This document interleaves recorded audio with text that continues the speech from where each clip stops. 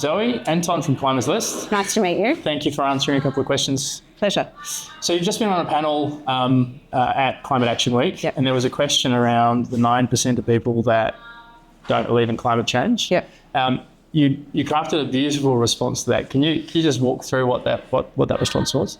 Yeah, I suppose as an educator, so I teach at university, and one of the things that I've learned over the last couple of years, particularly watching the two big referendums that we've had, which were the marriage equality, and even though that passed through, it only passed through by 60%, and also the Indigenous voice to Parliament. And what I watched was, when you're having conversations with people who have very diverse opinions, if we shut down the ability for people to speak their voice without feeling shamed or guilty about where they come from or what they think, we don't ever actually have proper conversations about these things. So you can alienate people further.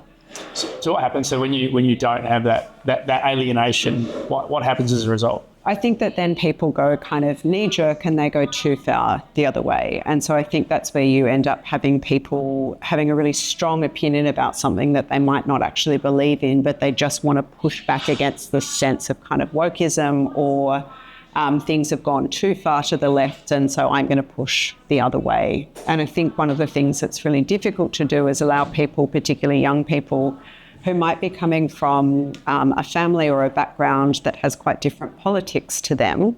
They don't know how to have these conversations. So learning to be quiet and make space for people to say what they think or what they might think in order to have a proper conversation and make a bit of space for that it can be really hard, but it's really important to do. So in a teaching context, when you're lecturing students, I had an amazing lecturer who used the Socratic method and kind of walked through. Yeah. How do you create that kind of discourse? I think lectures are much harder to do it in because that's me standing up as a kind of expert talking at people, and that's where a lot of the communication that we do to adults around things like climate change comes from, experts talking at us. Where it becomes much more interesting is if you have like a tutorial group or something where you have a moment for people to sit around a table and share their thoughts or feelings, for the person who's leading that, the educator, I guess, to make space for people to speak about a different point of view or to say there's a different way that I have of, seeing this or thinking about it, and to make sure that other people in the room respectfully listen.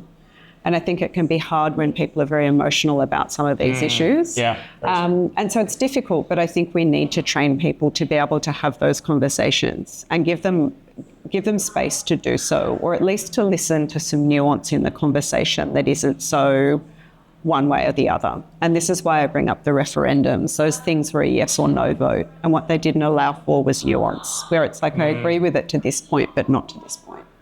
So I think what we actually need are moments where people are allowed to kind of feel out a different way that they might respond to one of these problems. There's a real role for leadership there, right? So your tutor in that context is leading. In our instance, so in the boardroom, the role of the CEO or the chairman is to allow space for those discussions to happen. But also to lead them towards, I think it's okay to say, personally, this is what I believe and my beliefs come from here, but I do little things like I talk about my privilege, which is something that we don't always do as people with privilege. And I think, I realise that I'm going to need to make sacrifices and compromises to live in a more sustainable way. And that's uncomfortable. And it can be what turns people away. So I think it's really important to be bringing yourself into the conversation. And if you're in that position of power, allowing yourself to appear a little bit vulnerable in the conversation allows other people to come in, I think. Open up more.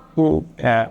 So on that point, so the work that you do at UTS sounds like some of your research is around storytelling and education in an adult context. So how do we communicate about this problem in a way that uses those areas of research? Do you mean in teaching or research? In teaching or research, in climate in particular. One of the things that I found really useful is by not making things specifically about climate, because I think already people walk into the room feeling a bit Stop. Yeah.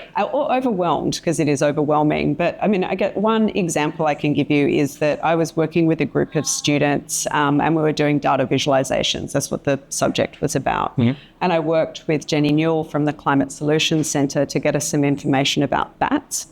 And so the topic that we were looking at was like myth busting around bats. And what if we could think about bats as being like noisy neighbours as opposed to pests? And like they come through and eat your fruit trees and make a mess for a couple of weeks and then they go on. But if we understand that they're pollinators, maybe we can live better with them. Got it. So initially the students are like, we're doing a project about bats. I thought this was going to be cool.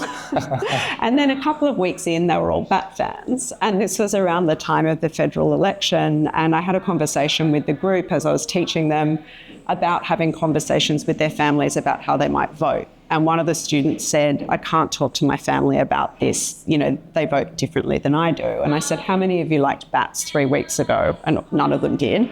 And I said, now you're all kind of bat people. And that was just from sitting in this room having conversations once a week over a couple of weeks. Wow. So you can have those conversations. And it felt like a really powerful moment for me because I realised that by opening spaces to have conversations, it's not just the topic of that conversation, but the approach that they can take out further in the world. Wow. So they learn through the experience. Yeah, and also that they were reluctant at first, but once they were led through the experience, it shifted how they thought about not only the topic of bats, but also their agency about leading conversations and being people who created work that could open a conversation. So how do you lead that conversation? So you're facilitating in that context. I suppose it's... I said already, allowing myself to be vulnerable. So I'll talk about the fact that I was, this is something that's relatively new for me. I've only come to it recently. And the panel we just had then was talking about our climate moment, and mine was relatively recent. So being able to show I shifted and I'm still not certain and I still don't understand things levels the playing field, I guess, for people to have conversations. I ask them to do reflections. So I get them to write down how they think and feel about things before we have the conversation, which is quite a useful tool because it allows people to gather their thoughts a little bit, and then they're more likely to speak more if they've had some time to think before they're asked to speak in front of others. Particularly useful for introverts, I imagine. Absolutely. And also to try and set up moments where you're having conversations with one or two other people rather than speaking to the whole group. Because again, I think a lot of us are afraid to sound stupid. We're also afraid to say something that might be controversial or to say something when we don't feel like we're experts on the topic. So finding ways to have smaller conversations and make people feel comfortable to have those conversations is different for everyone. Wow. So having this conversation, suddenly you're in a group context, there's lots of opinions happening and it starts to become inflamed. Yeah. How do you manage that, the flow of that? How do you channel the rage, the passion?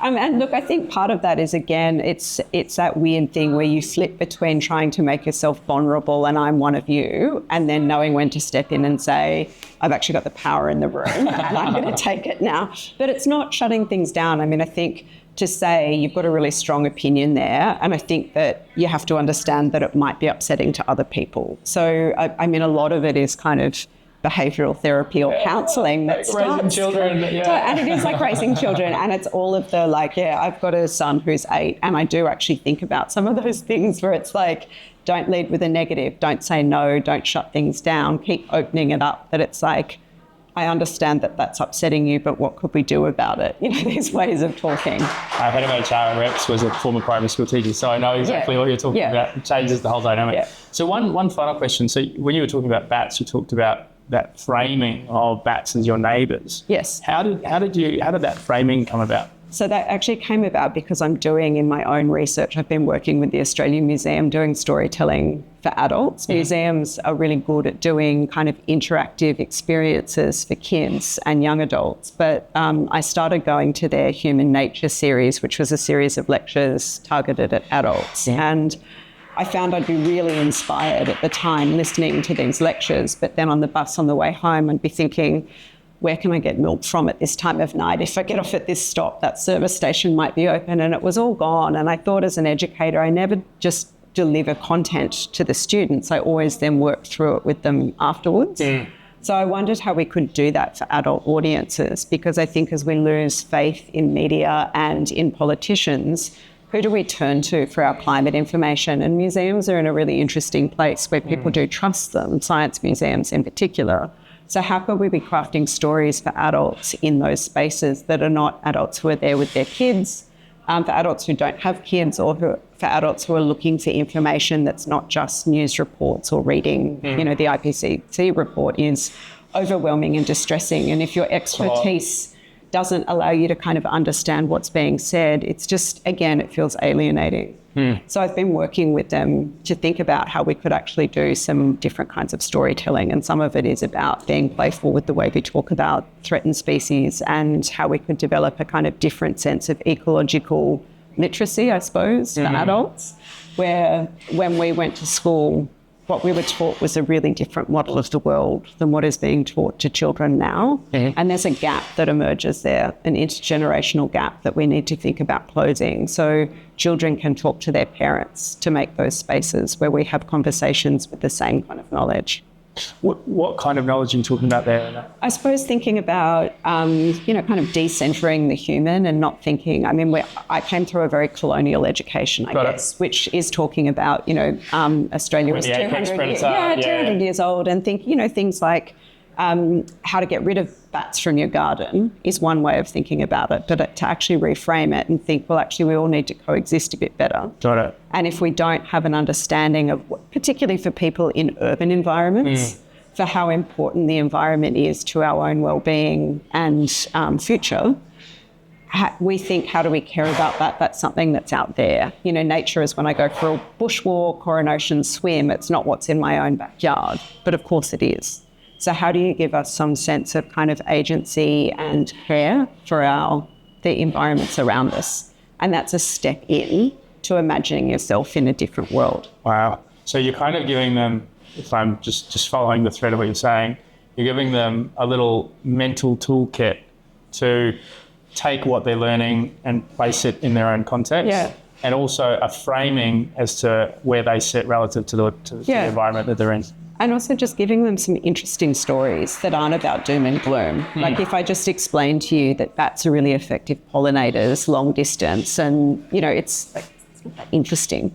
But if I make it fun and playful and say they're actually late night party people who have raves for a couple of weeks and then they move on, like put up with the noisy neighbours.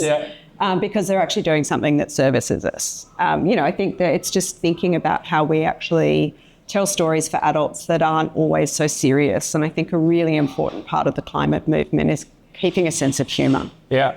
Well, part of our ambition for Climatalist is to try and make climate sexy. Yeah. So the idea of partying bats is exactly on point. Yeah, so absolutely. Thank you for that. So last question, climate moment, what was it? I missed your part of the panel. My climate moment was I was overseas in 2019 and I was watching the Black Summer bushfires kind of explode.